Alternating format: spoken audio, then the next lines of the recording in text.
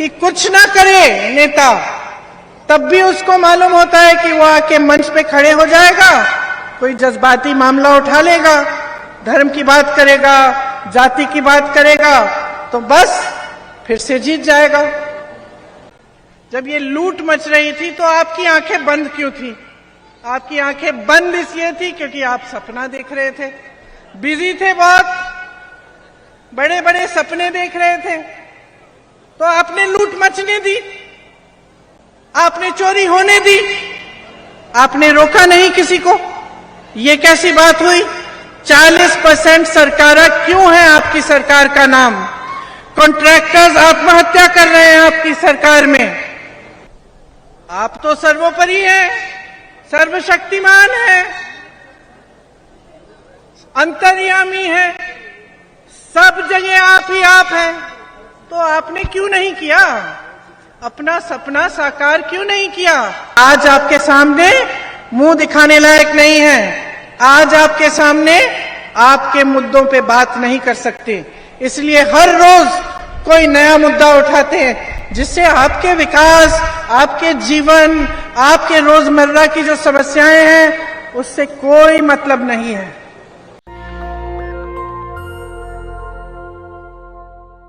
मेरी बहनें बहुत समय से इंतजार कर रही हैं, सुबह खाना पका के आई होंगी, बंदिದ್ದೀರಾ ಹೆಣ್ಮಕ್ಳು दुकान चला रहे हैं या बिजनेस चला रहे हैं या खेती करते हैं, उसको छोड़ के यहाँ आए मेरी बातों को सुनने के लिए। इसके लिए मैं आपकी बहुत आभारी हूँ।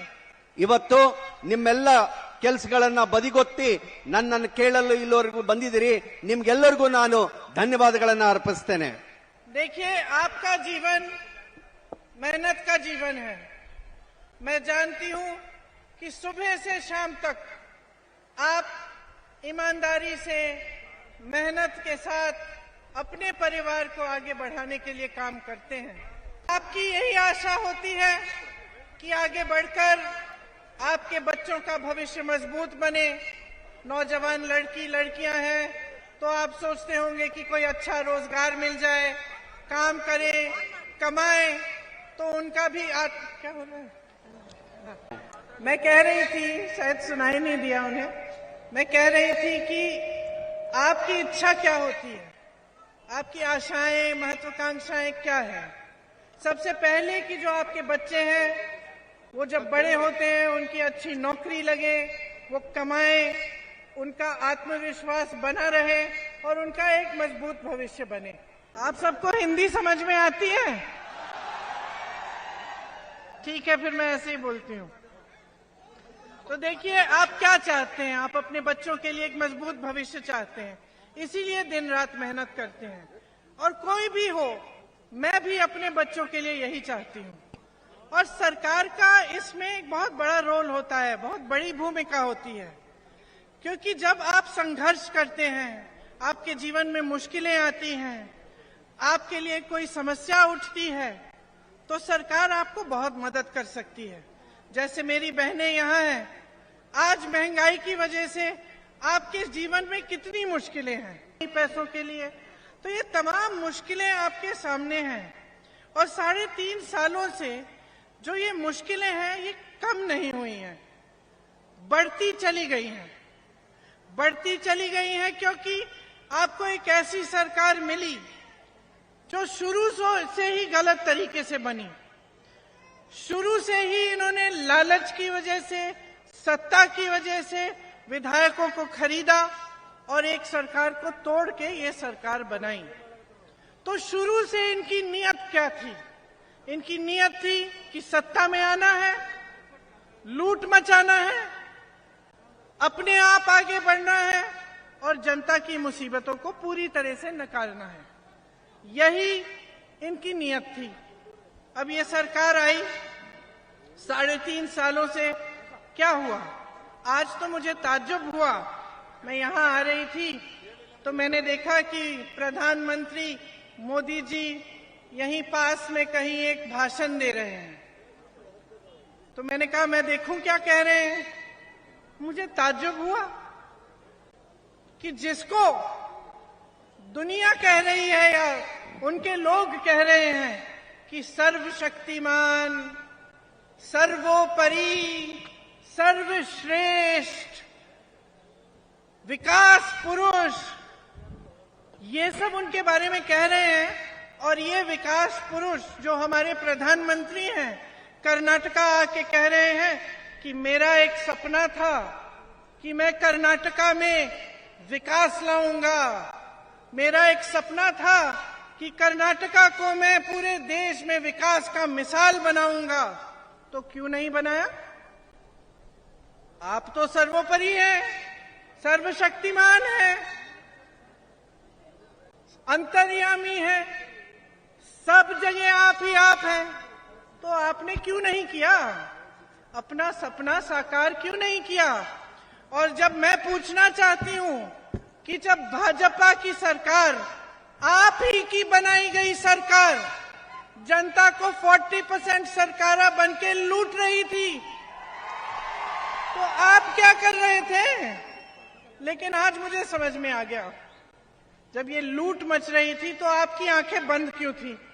आपकी आंखें बंद इसलिए थी क्योंकि आप सपना देख रहे थे, बिजी थे, बहुत बड़े बड़े सपने देख रहे थे। तो आपने लूट मचने दी, आपने चोरी होने दी, आपने रोका नहीं किसी को। ये कैसी बात हुई? 40% सरकारा क्यों है आपकी सरकार का नाम? कॉन्ट्रैक्टर्स आत्महत्या कर रहे हैं आपकी सरकार में, चिट्ठी लिखते हैं प्रधानमंत्री जी को, सर्वज्ञानी अंतर्यामी जी को, कोई जवाब नहीं आता, कोई जवाब नहीं आता। आत्महत्या करते हैं किसान, कोई समस्या नहीं देख रहा है किसानों की, कोई राहत नहीं आती। इस तरह से हर स्तर पर कर्नाटका को लूटा, और लूटते लूटते गवर्नेंस, किस तरह से सरकार चलेगी, कैसे हम रोजगार दिलवाएंगे, ये सब बातें सब भूल गए। आज चुनाव आया है, इधर उधर की बातें हो रही हैं। हम यूपी में जब कोई इधर उधर की ज्यादा बातें करते हैं तो हम कहते हैं भाई मुद्दे पे आओ, मुद्दे पे आओ। ये तो मुद्दे पे आ ही नहीं रहे हैं। मुद्दे क्या हैं?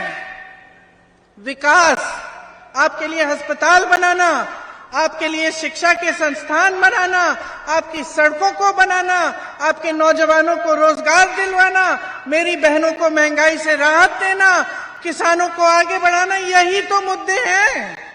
तो ये लोग क्यों नहीं बात कर रहे हैं इन मुद्दों के? 3.5 सालों से इनकी सरकार रही है, क्या किया इन्होंने? महंगाई इतनी बढ़ चुकी है कि आप, जैसे मैंने कहा, कुछ खरीद ही नहीं पा रहे हैं। किसान त्रस्त है, परेशान है, हर तरफ से उसकी परेशानी बढ़ी रही है। जीएसटी कर करके इतनी महंगाई बढ़ा दी है कि छोटे दुकानदार ही अपने आप परेशान हैं, उनके बिजनेस चल ही नहीं रहे हैं। जो मीडियम बिजनेस है, स्मॉल मीडियम बिजनेस है, वो चल ही नहीं पा रहे हैं। और लूट कम नहीं हुआ है बहनों और भाइयों, 1.5 लाख करोड़ रुपए लूटे हैं कर्नाटका से। 3.5 सालों में इतने पैसे की कोई सोच भी नहीं सकता। लेकिन हमने देखा कि भैया देखते हैं इन 1.5 लाख करोड़ रुपयों का बन क्या सकता था। और ताज्जुब होगा आपको जान के, जितना पैसा इन्होंने लूटा है, इससे आपके लिए 100 एम्स के अस्पताल बन सकते थे। 2250 किलोमीटर लंबी 6 लेन की एक्सप्रेसवे बन सकती थी। 187 ईएसआई हॉस्पिटल बन सकते थे। 30,000 स्मार्ट क्लासरूम, सोचिए 30,000 स्मार्ट क्लासरूम जिसमें बच्चे पढ़ सकते थे आपके, उनको शिक्षा मिल सकती थी। 30 लाख अफोर्डेबल हाउसिंग के घर, 30 लाख गरीबों के लिए घर बन सकते थे।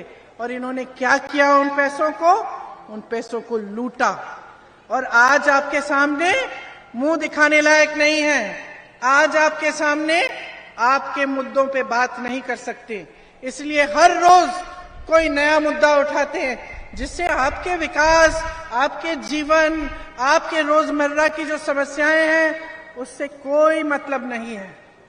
आपने खुद ही देखा होगा कि बेंगलुरु जैसे बड़े शहर से कितनी सारी कंपनियां चली गई हैं इन 3.5 सालों में। मोटोरोला, एप्पल, नोकिया, ओला, सैमसंग, छोड़ के चले गए। कोई चेन्नई गया, कोई हैदराबाद गया, क्योंकि लूट इतनी है कि इंफ्रास्ट्रक्चर ही खराब हो रहा है। बेंगलुरु जैसे शहर में, आपका भी शहर है, बेंगलुरु जैसे विश्व प्रसिद्ध शहर में 35 लोग गड्ढे के अंदर गिरकर मर गए। और यहां विकास के इतने मौके हैं, क्यों नहीं किए जा रहे? तो मैं आपसे कहना चाहती हूं कि हर स्तर पर, चाहे आप नंदिनी को देखिए, आपने बनाया नंदिनी, आज भाजपा की सरकार कहती है नंदिनी में दूध इकट्ठा नहीं हो रहा है, कम हो रहा है, अमूल को गुजरात से लाते हैं। लेकिन 3.5 साल पहले जब कांग्रेस की सरकार थी तो आपको क्षीरा भाग्य मिला, क्षीरधारे मिला, सब्सिडी मिलती थी दूध के लिए किसानों को 5 रुपए प्रति लीटर। दूध इतना इकट्ठा हो रहा था कि मुफ्त में स्कूल के बच्चों को मिल सकता था। तो अब अचानक कैसे कम हो गया? अचानक ये कैसे कह रहे हैं? क्योंकि ये भी झूठ है। ये जो नंदिनी आपने बनाई, इसको भी लूटने की कोशिश है। गुजरात से अमूल को लाएंगे, आस्ते आस्ते नंदिनी को खत्म कर डालेंगे। जिस स्तर पे आप देखें, जिस तरफ आप देखें, आपको सिर्फ लूटा गया है और मजाक उड़ाया गया है गवर्नेंस का। आज मेरे नौजवान भाई बहन यहां पे खड़े हैं, कितनों को सरकारी रोजगार मिला है? किसी को नहीं मिला है। और 2.5 लाख सरकारी पद खाली पड़े हुए हैं, लेकिन नौकरियां आपको मिल नहीं रही हैं। जो नौकरी के मौके होते हैं, रोजगार के मौके होते हैं, कहां से आते हैं? छोटे दुकानों से, छोटे बिजनेसों से, मीडियम बिजनेसों से, बड़े बड़े जो PSU होते थे, जो सरकार के होते थे, उससे बहुत नौकरियां बनती थी। और किसानों को मजबूत करके, खेती मजबूत करके और रोजगार बनता था। लेकिन इनमें से कौन से काम किए इन्होंने? कोई ऐसा काम नहीं किया। बड़े बड़े PSU अपने उद्योगपति दोस्तों को दे दिए, प्राइवेट कर दिए, वहां से नौकरियां बंद। जो छोटे दुकान है, छोटे बिजनेस है, उनको उनकी कमर तोड़ दी, आगे बढ़ नहीं पा रहे हैं। किसानों का तो पूछिए मत। आपके लिए यहां आपके प्रदेश में गन्ने का जो दाम है सबसे कम है। दूसरे प्रदेशों में 3500, 4000 का मिलता है, यहां सबसे कम है। तो ये परिस्थितियां भाजपा ने बनाई। और आपसे भी एक शिकायत है, आपने बनाने दी, क्योंकि आप बार बार चुनाव आता है और बार बार आपका ध्यान भटक जाता है। आप जवाब ही नहीं मांगते। आपने ये माहौल बना दिया है देश में, प्रदेश में, कि कुछ ना करे नेता, तब भी उसको मालूम होता है कि वो आके मंच पे खड़े हो जाएगा, कोई जज्बाती मामला उठा लेगा, धर्म की बात करेगा, जाति की बात करेगा, तो बस फिर से जीत जाएगा। तो अगर उसको मालूम है कि वो ये सब बातें करके चुनाव जीत सकता है, तो वो काम क्यों करेगा? इसीलिए तो काम करना बंद हो गया है। इसीलिए तो जवाबदेह सरकारें बनती नहीं है, क्योंकि जब मौका आता है चुनाव का, तो ऐसा ध्यान भटका देते हैं आपका मीडिया में ये सब डाल के और धर्म की बातें करके और इधर उधर की बातें करके, कि आप भूल जाते हैं कि आपका वोट तो आपके लिए लगना चाहिए। आपका वोट आपके विकास के लिए, आपके बच्चों के विकास के लिए जाना चाहिए। आप भूल जाते हैं, आपके जज्बात उठ जाते हैं, आप भूल जाते हैं। तो इसीलिए मैं चाहती हूं कि आज आपके सामने खड़े हुए, आपसे वोट नहीं मांगना है मुझे, आपकी जागरूकता मांग रही हूं मैं कह रही हूं जाग जाओ। बहुत हो गया है, 10 साल होने वाले हैं, जब देखो मंच पे आके फिजूल की बातें करते हैं। अरे बताएं तो सही, 3.5 सालों में कर्नाटका में किया क्या? अगर किया है तो बता पाओगे। मैं बताती हूँ कांग्रेस ने क्या किया जब कांग्रेस की सरकार थी। अन्ना भाग्य बनाया, क्षीरधारे, क्षीर भाग्य, पशु भाग्य, आरोग्य भाग्य, विद्याश्री, इंदिरा कैंटीन, ये सब तो कांग्रेस की स्कीम थी और इससे आपको सुविधा मिली। कांग्रेस की सरकारों ने राजस्थान में देखिए, छत्तीसगढ़ में देखिए, किसानों के कर्ज माफ किए हैं। छत्तीसगढ़ में 18 लाख किसानों के कर्ज माफ हुए हैं। ये कम नहीं है बहनों और भाइयों। आज भी धान का दाम सबसे ज्यादा छत्तीसगढ़ में मिल रहा है। चुनाव के समय कहा पुरानी पेंशन स्कीम लागू होगी, राजस्थान में लागू है, छत्तीसगढ़ में लागू है, हिमाचल में लागू कर रहे हैं। तो आप अगर जागरूक नहीं बनेंगे और आप खुद नहीं देखेंगे कि भाई 3.5 सालों से इनकी सरकार है, क्या मेरे जीवन में तरक्की आई है कि नहीं। मैं पूछ रही हूं आपसे, जब से बीजेपी की सरकार है कर्नाटका में, आपके जीवन में तरक्की आई है कि नहीं। सुनाई नहीं दे रहा, जोर से बोलो। नहीं आई? किसानों के जीवन में आई? मजदूरों को राहत मिली? मेरी बहनों को महंगाई से राहत मिली? आप नौजवान खड़े हैं, आपको जॉब मिला? तो जागो, जागो। देखो 3.5 साल से कुछ नहीं हुआ है। आपके जीवनों में मुश्किलें बढ़ी हैं कि नहीं? बढ़ी है ना? तो कौन बदलाव लाएगा? ये माहौल कौन बदलेगा? आप ही बदल सकते हो, खासतौर से तुम लोग जो नौजवान हो।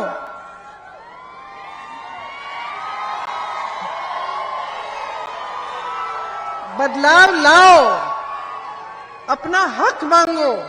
ऐसी सरकारों को मत लाओ जो आपका आदर नहीं करते हैं, जो आपका हक नहीं देते हैं। कांग्रेस आपको अपने हक देना चाहती है, इसीलिए कांग्रेस ने कुछ गारंटी बनाई है। क्या है ये गारंटी? 100% प्रगति लाएंगे। ये जो 1.5 लाख करोड़ रुपए इन्होंने लूटे हैं, ये हम किसानों के लिए, इनको मजबूत बनाने के लिए डालेंगे। 2.5 लाख सरकारी पद खाली पड़े हैं, शर्म की बात है। कांग्रेस ने ये प्रयास करेगी कि 1 साल के अंदर अंदर ये 2.5 लाख पद भरे जाएंगे। गृह ज्योति योजना लाना चाहते हैं हम। 200 यूनिट बिजली आपको फ्री मिलेगी। अन्ना भाग्य में आपको 10 किलो चावल मिलेगी। और ऐसी चावल नहीं जो मुझे एक महिला ने बताया 2 दिन पहले कि दीदी जो चावल हमें मिल रही है वो हम खा ही नहीं पाते। हम अच्छी चावल देंगे, आपको 10 किलो देंगे। युवाओं, एक युवा निधि स्टार्ट करेंगे। युवा निधि में जिसका ग्रेजुएशन हो गया है लेकिन नौकरी नहीं है, उसको हर महीने 3,000 रुपए सरकार देगी। और जिसका डिप्लोमा है उसको 1,500 रुपए हर महीने सरकार देगी। गृह लक्ष्मी योजना, मेरी बहनों, सबसे ज्यादा मेहनत आप करती हो। आप घर का बोझ, महंगाई का बोझ, समाज का बोझ उठाती हो। मैं जानती हूं कितना मुश्किल है जीवन। मैं जानती हूं कि इसके बावजूद सबसे कम सहायता समाज आपका करता है। इसीलिए कांग्रेस पार्टी आपकी मेहनत को पहचानते हुए आपके लिए गृह लक्ष्मी योजना लाई है, जिसमें आपको 2,000 रुपए हर महीने आपके खाते में जाएगा। आपको बस में जाने के लिए जहां भी जाए आपको बस का पास फ्री में मिलेगा। देखिए, जो खासतौर से शहरों में डिलीवरी का काम करते हैं, घरों में काम करते हैं, जो अस्थाई मजदूर हैं, इनके लिए बहुत कम सुविधाएं देती है सरकार। लेकिन आज जो ये काम कर रहे हैं उनकी भी मुसीबतें बहुत हैं। बड़े बड़े शहरों में जाते हैं, 4-5 लोग छोटे छोटे कमरों में रहकर सुबह से शाम तक मेहनत करते हैं कमाने के लिए, अपने परिवारों के लिए। तो कांग्रेस पार्टी एक न्यूनतम आय तय करना चाहती है घरेलू और डिलीवरी के कर्मियों के लिए, ताकि आपको एक मिनिमम वेज मिलना चाहिए, जिससे आपका कोई फायदा, आपका शोषण न कर पाए। इसी तरह से 3,000 करोड़ रुपए हम बजट में अस्थाई कर्मी के कल्याण के बोर्ड में डालेंगे। ऑटो ड्राइवर के लिए, टैक्सी ड्राइवर्स के लिए भी हम एक ऐसी कल्याण का बोर्ड बनाएंगे जिसमें 50-50 करोड़ रुपए डाल के उनकी मदद और उनकी सहायता के लिए हम काम करेंगे। जो रुकी हुई सिंचाई की योजनाएं हैं, आप जानते हैं कई नदियों से जो सिंचाई की योजनाएं कांग्रेस ने शुरू की थी, उनको रोका गया। बीजेपी ने उनका कुछ भी आगे काम नहीं बढ़ाया। और जैसे कांग्रेस ने गोवा के साथ ट्राइब्यूनल बनाया था, महादाई जो प्रोजेक्ट था उसके लिए कि समस्याएं हम सुलझाएं, ये सब चीजें भी भाजपा ने रोक दी। तो हम इनको फिर से शुरू करेंगे ताकि आपकी सिंचाई में मुसीबतें कम हो। इसी तरह से हमने सोचा है कि जो छोटे दुकानदार हैं, छोटे बिजनेस वाले हैं, आपके लिए भी फंड्स बने, आपके एक वेलफेयर फंड बने, ताकि जितना नुकसान आपने लिया है इन 3.5 सालों में, उससे कुछ राहत मिले आपको। हमने light engineering, automobiles, electrical equipment में हम चाहते हैं कि नए नए उद्योग बने। हम चाहते हैं कि कर्नाटका में जो ये इलेक्ट्रिक गाड़ियां हैं, जो पेट्रोल डीजल से नहीं चलती, जो आजकल एक बहुत नई चीज निकली है, हम चाहते हैं कि कर्नाटका ही इनका हब बने, यहाँ सबसे ज्यादा बने। इससे बहुत रोजगार मिलेंगे। और बीदर से लेकर चामराजनगर तक एक इंडस्ट्रियल कॉरिडोर बनाना चाहते हैं जिसमें टाउनशिप बने।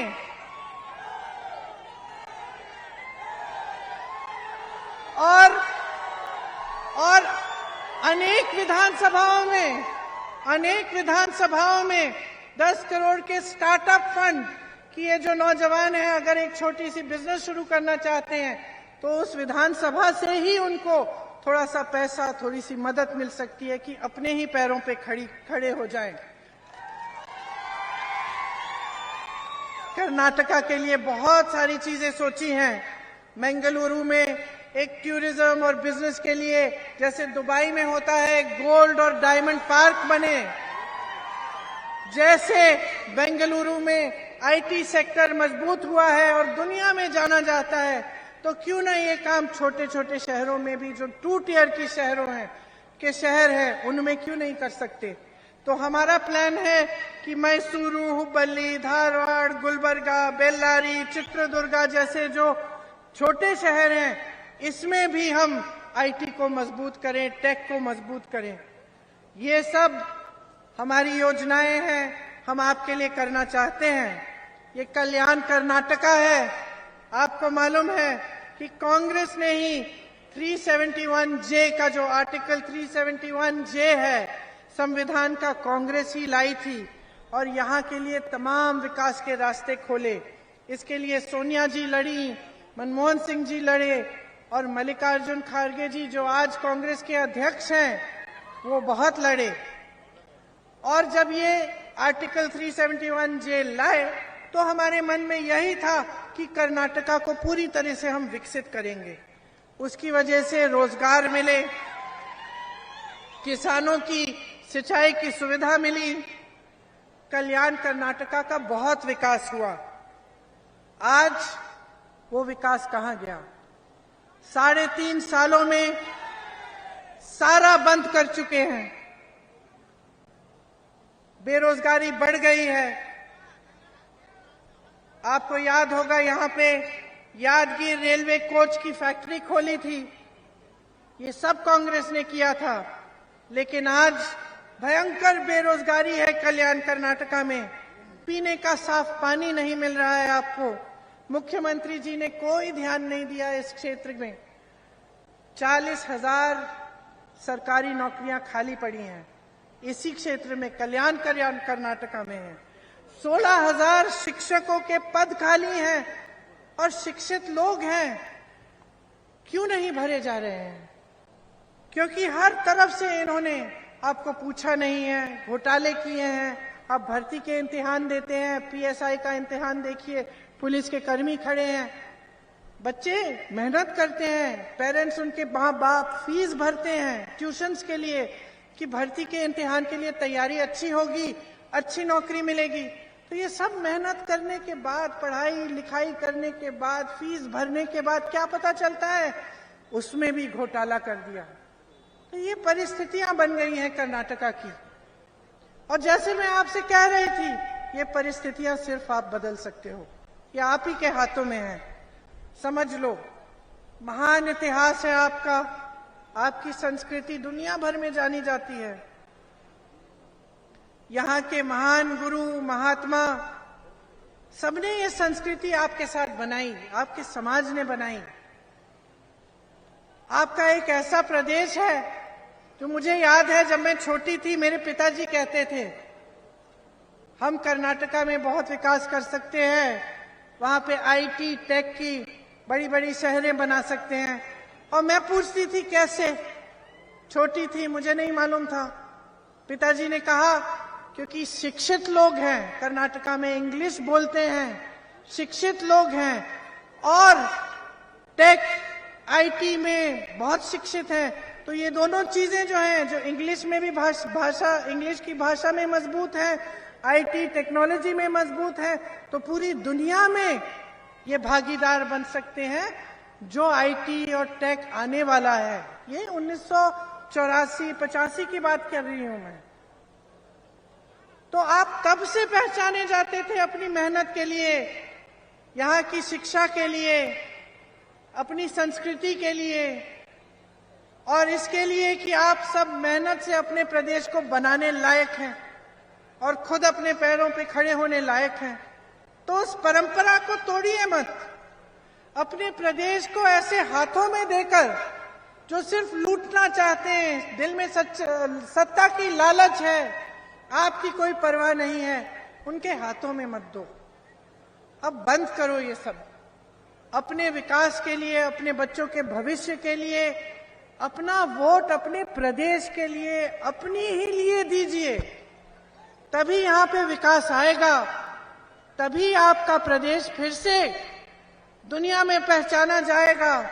सारी कंपनियां वापस यहाँ आएंगी, रोजगार बनेंगे और एक नया भविष्य, एक उज्जवल भविष्य आप बना पाएंगे। तो यही मेरा आग्रह है कि आप जागरूक बने, अपनी शक्ति से अपना भविष्य अपने हाथों में लीजिए। इन लोगों की बातों में मत पड़िए। देखिए कांग्रेस ने आपके लिए कितना काम किया, क्या क्या योजनाएं लाना चाहती है, और कांग्रेस को एक इस तरह की बहुमत से जिताइए कि उस सरकार को कोई तोड़ ना पाए। एक मजबूत सरकार बनाइए, एक स्थिर सरकार बनाइए, क्योंकि एक मजबूत और स्थिर सरकार जो तोड़ी नहीं जा सकती है, बहुत काम कर सकती है। तभी उसका पूरा ध्यान विकास पे जाता है। नहीं तो जोड़ तोड़ की कोशिशें जब होती हैं बाहर से, तो सरकार का ध्यान भी उसे बचाने में चले जाता है। इसीलिए बहुत ही महत्वपूर्ण है, खास तौर से आपके कल्याण क्षेत्र के लिए, कि आप पूर्ण बहुमत से, भारी से भारी बहुमत से कांग्रेस की सरकार बनाएं और अपने भविष्य को एक बार फिर मजबूत बनाएं। आपने मेरी बहुत लंबी लंबी बातें सुनी, गर्मी भी हो रही है, अब मैं आपको छोड़ती हूँ। बहुत प्रेम दिया आपने, इसके लिए मैं हमेशा आभारी रहूंगी। एक बार मेरे साथ कहिए, कर्नाटका की, कर्नाटका की, कर्नाटका की। धन्यवाद। जय हिंद। नेशनल दस्तक की आपसे गुजारिश है कि अगर इसको बचाना चाहते हैं तो नेशनल दस्तक को सब्सक्राइब करने के लिए रेड कलर के सब्सक्राइब बटन को दबाएं, फिर बेल आइकन की घंटी दबाएं। नेशनल दस्तक को बचाने के लिए बहुत जरूरी है कि हर खबर को शेयर करें, लाइक करें, कमेंट जरूर करें।